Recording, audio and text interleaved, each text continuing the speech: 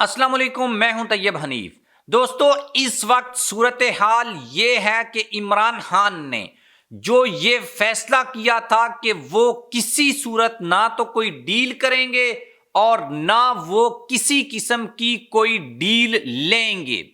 اب cipher case, توشہ خانہ case اور عدت کے دوران نکاح کا کیس، میں نے آپ کو اس وقت جب ان کیسز کے فیصلے آ رہے تھے اور وہ ورڈک پڑھ کے بتائی تھیں، دکھائی تھیں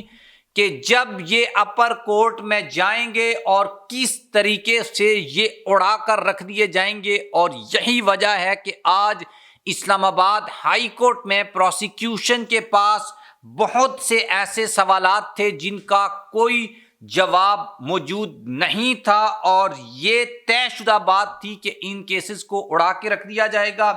اور ایک بڑا زبردست جو ہے وہ ڈیولپمنٹ ہوئی ہے اسلام آباد ہائی کورٹ میں، جس کے بارے میں اس ویڈیو میں بات کریں گے۔ اور اگلی بات یہ ہے کہ عمران خان صاحب کی جو رہائی ہے اس سے متعلق بھی ایک بڑی خوشخبری ہے، وہ بھی آپ کے ساتھ شیئر کریں گے۔ آپ میرے چینل کو سبسکرائب کر لیں، بیل آئیکن کو پریس کر لیں۔ جو لوگ ہمیں فیس بک کے اوپر دیکھتے ہیں، ویڈیو کو لائک اور شیئر لازمی کیا کریں۔ اور سائفر کیس کے بارے میں آپ کی کیا اوپینین ہے کہ اس کا فیصلہ میرٹ کے اوپر ہوا تھا یا اس وقت کچھ مقاصد تھے جن کو حاصل کرنے کے لیے یہ سب کچھ کیا گیا تھا؟ آپ اس کے بارے میں لکھیے گا۔ اب میں آپ کو سب سے پہلے تو یہ بات بتا دیتا ہوں کہ عمران خان صاحب کا ایک تو جیل ٹرائل ہوا تھا، سب سے بڑا جو کوسچن مارک ہے ان فیصلوں کے اوپر وہ یہ ہے۔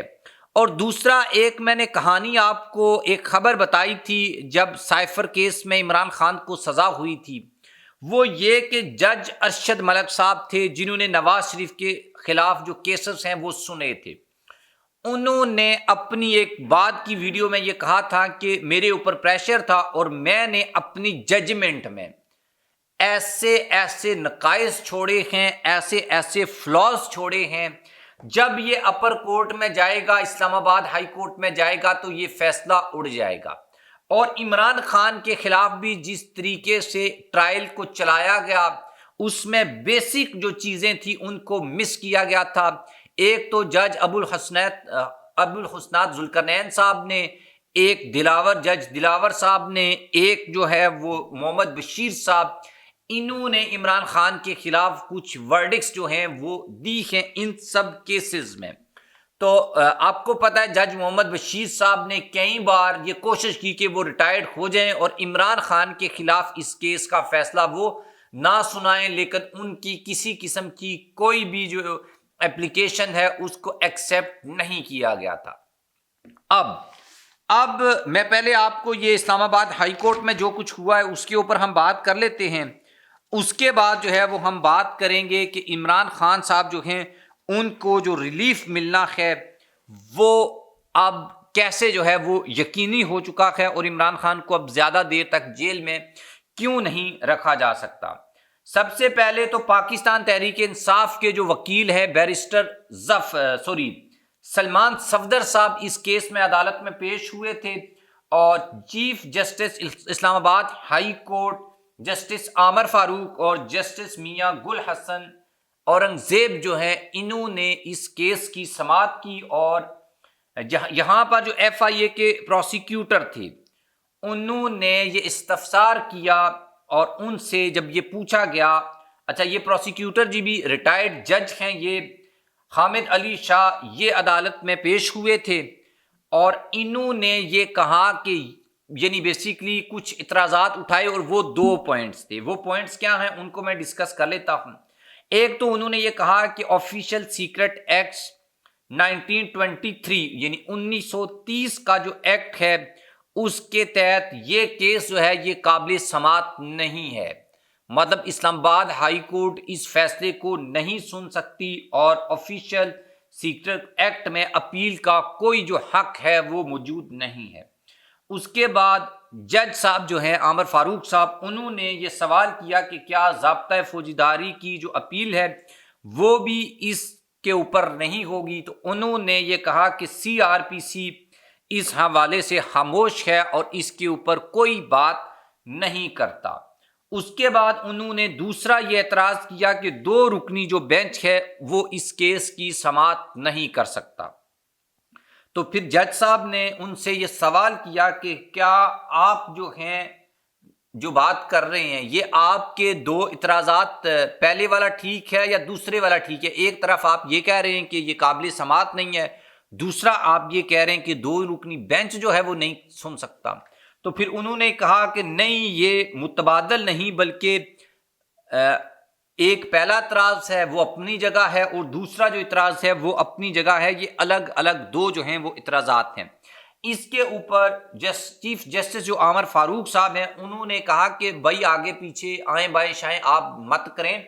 آپ قانون کے مطابق یہ بتائیں کہ یہ اپیل قابل سماعت ہے یا نہیں۔ لیکن جب ان سے یہ براہ راست سوال کیا گیا تو ان کے پاس اس کا کوئی جواب نہیں تھا۔ اس کے بعد یہ جو پٹیشن ہے، جو اپیل ہے، اس کو قابل سماعت قرار دے دیا گیا، اور چونکہ اس کیس میں جو پہلے فیصلہ ہوا ہے اس میں اتنے زیادہ نقائص ہیں، اتنی زیادہ پرابلمز ہیں، اور اگر یہ کیس لگ جاتا اور اس کے اوپر جو ہے وہ سماعتیں شروع ہو جاتی تو بالکل آپ کو شاید آئیڈیا بھی نہیں ہے کہ یہ کیس جس کے بارے میں اعتزاز احسن صاحب یہ بات کہہ چکے ہیں، ایون یہ کہ خود جو بیرسٹر سلمان صفدر صاحب ہیں وہ یہ کہہ چکے ہیں کہ یہ کیس تو صرف کچھ منٹوں کی مار ہے۔ اگین میں یہ بات ریپیٹ کر رہا ہوں، اعتزاز احسن نے یہ کہا کہ یہ جو سائفر کیس ہے یہ کچھ منٹوں کی بات ہے، اور اس کے اوپر ایک بڑا جو جسٹس اطہر امین اللہ صاحب جو سپریم کورٹ کے جج ہیں، انہوں نے جب اس کیس کا جو ٹرائل ہے وہ جیل میں کرنے کی یا اوپن ٹرائل نہیں دیا گیا تو اس وقت یہ کیس سپریم کورٹ میں بھی گیا تھا، اور وہاں پر بھی جسٹس اطہر امین اللہ صاحب کے ریمارکس آئے تھے کہ یہ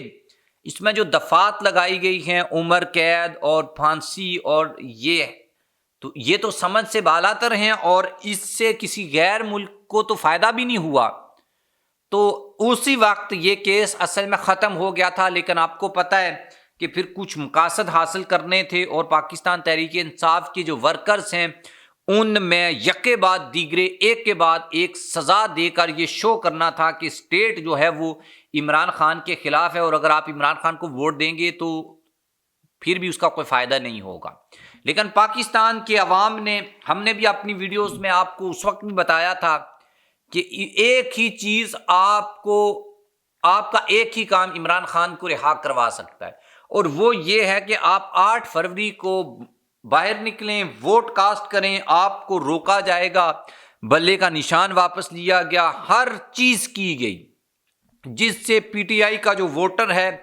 اس کو ڈس اپوائنٹ کیا جائے، اور وہ دل ہار کے بیٹھ جائے اور وہ نہ باہر نکلے اور نہ وہ ووٹ کاسٹ کرے۔ لیکن آپ نے عمران خان کے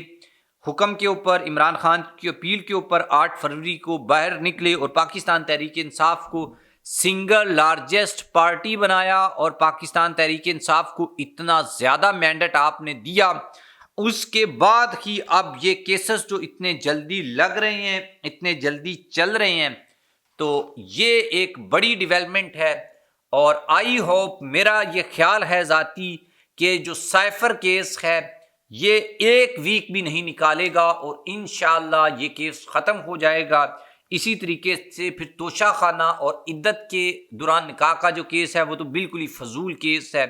اس سے بس کریکٹر وہ سے کہتے ہیں اسیسینیشن کے علاوہ اس کا کوئی مقصد نہیں تھا۔ تو انشاءاللہ اب چونکہ معاملہ ہائی کورٹ میں چلا گیا ہے اور یہاں پر یہ کیس اب سنے بھی جا رہے ہیں، تو پاکستان تحریک انصاف کے چیئرمین عمران خان بہت جلد آپ کو جیل سے باہر بھی نظر آئیں گے، اور یہ جو کیس کا لگ جانا ہے یہ ایک بڑی اچیومنٹ ہے، اور میرے خیال میں یہی سب سے بڑی اچیومنٹ تھی۔ باقی سب جو کیسز کی حقیقت ہے وہ آپ کو بھی پتہ ہے، مجھے بھی پتہ ہے، سزا دینے والوں کو بھی پتہ ہے اور دلوانے والوں کو بھی پتہ ہے، وہ کوئی مسئلہ نہیں ہے۔ اب لیٹ سی دیکھتے ہیں اس کے اوپر اب کیا ڈیولپمنٹ ہوتی ہے۔ آپ میرے چینل کو سبسکرائب کر لیں، اور ہم آپ کو ان تمام کیسز کے اوپر اسلام آباد ہائی کورٹ میں، پشاور ہائی کورٹ میں، جہاں پر بھی عدالتوں میں کوئی ڈیولپمنٹ ہوگی ہم آپ کے ساتھ شیئر کرتے آئے ہیں، اور اچھے جو پوائنٹس ہوتے ہیں بیچ سے وہ نکال کے آپ کو بتاتے ہیں کہ آپ نے پریشان نہیں ہونا۔ سب چیزیں جو ہیں وہ سیٹ ویٹ ہو جائیں گی. آپ بھی دعا کیجئے گا. اللہ حافظ.